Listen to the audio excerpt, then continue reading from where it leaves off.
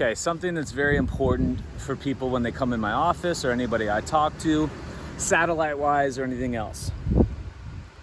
We are in a labeling type society. We love labeling, we love dividing, we love separating, disintegrating. And in health, those labels come with a code, and that code comes with a treatment plan. That treatment plan usually involves drugs of some kind or a surgery of some kind. They have to create a label so that they justify a reason for charging for that, and then the treatment plan that they will pay. So the insurance company with big pharma, with government, that's where we've come to labels in health. And the first thing I'll say to somebody who comes into me and they list their labels, which is now their identity, their new identity, that they're having a problem breaking away from or healing, I say, first of all, you aren't your diagnosis. They just put words to what your body's trying to do to heal. They just categorized a symptom.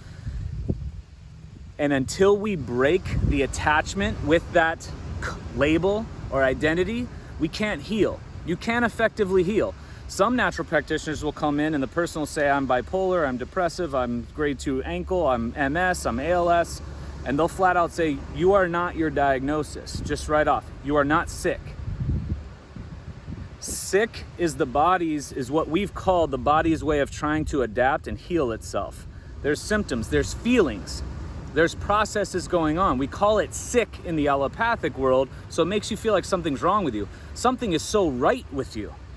But the first step for you continuing that ideal, optimal process of regeneration and healing internally, which is what the body does, that's why it's designed that way, you have to break away from your label. You cannot identify with whatever diagnosis they've given you. Right now, the human race is experiencing a label. If you ask anybody in the world right now, what are you a part of? What are you going through right now? Oh, pandemic. That's where we are. Everyone has taken on that identity that there is a pandemic. There never was one. And now I hope it's quite clear that there never was one. I hope like almost everybody's on board with that, because here's the reality.